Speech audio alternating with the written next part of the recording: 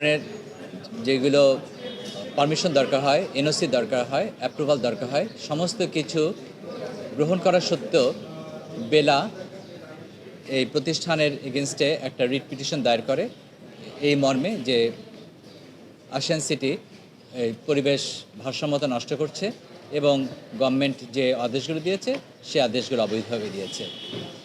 পরবর্তীকালে এই নিয়ে অ্যাপিল ডিভিশনে মামলা হয় এবং মামলায় একটা আদেশ হয়, যে আদেশে বলা হয় যে আশিয়ান সিটি একটা নির্দিষ্ট পরিমাণ জমির উপর তার প্রজেক্টটা অব্যাহত রাখবে।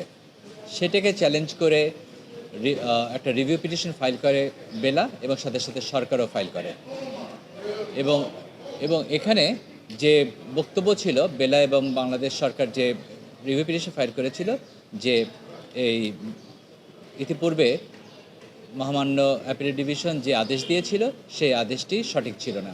আজকে এটা হিয়ারিং হয়েছে এবং সরকারের করা এবং বেলার করা দুটা রিভিউ পিটিশনই খারিজ হয়ে গেছে।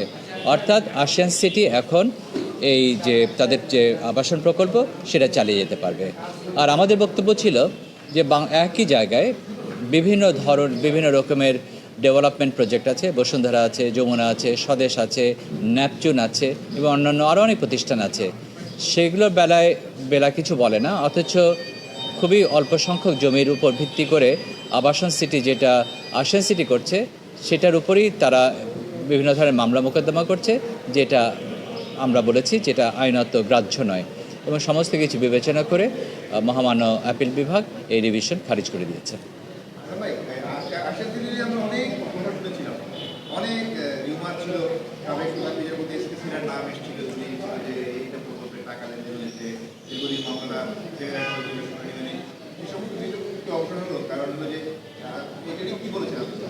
না, এটা যে বিতর্কে যেটা আমি যে মামলায় যখন আমি প্রবেশ করি তখন এই বিতর্কগুলোকে আমিও নিজে খোঁজার চেষ্টা করেছি এবং বিস্মিত হয়েছি যে আসলে এই প্রজেক্ট নিয়ে সবচেয়ে কম কন্ট্রোভার্সি হওয়ার কথা ছিল। কারণ এই প্রজেক্টের মধ্যে কোনো ওয়েটল্যান্ড নাই। সরকারের নিজস্ব যে পরিদর্শক ছিল বা বিভিন্ন যে রিপোর্ট ছিল সেখানে কোনো রকম ওয়েটল্যান্ড নাই বলেই এটা প্রতীয়মান হয়েছে। এখানে এনভায়রনমেন্ট এখানে এনওসি দিয়েছে, এখানে ওয়াসা তার এনওসি দিয়েছে, ট্রাফিক পুলিশ এনওসি দিয়েছে, ডিসি এনওসি দিয়েছে এবং যত ধরনের অ্যাপ্রুভাল প্রয়োজন সব এনওসি এখানে দেওয়া হয়েছে এই প্রজেক্টকে কেন্দ্র করে। এবং এই আবাসন প্রকল্প নিয়ে যে উচ্চ পর্যায়ের যে কমিটি আছে সেই কমিটিও এই প্রজেক্টকে চলমান করার জন্য একটা নির্বাহী আদেশ দিয়েছিলেন এবং রাজুক তার সিদ্ধান্তে পরিষ্কার বলে দিয়েছে যে এই যেখানে আবাসন করছে আশিয়ান সিটি সেখানে কোনো ওয়েটল্যান্ড নাই, জলাধার নাই, অথচ অন্যান্য প্রত্যেকটা প্রজেক্ট যারা করছে সেখানে জলাধার আছে। সুতরাং আমাকে প্রশ্ন করা হয়েছিল যে why there is controversy against this project, এই আবাসন নিয়ে কেন কন্ট্রোভার্সি। তো এটা আমার উত্তর ছিল যে এটা আমারও প্রশ্ন যে কেন এইটা নিয়ে এত প্রশ্ন, এত কন্ট্রোভার্সি কেন। এবং আসলে রেকর্ডে দেখা যায়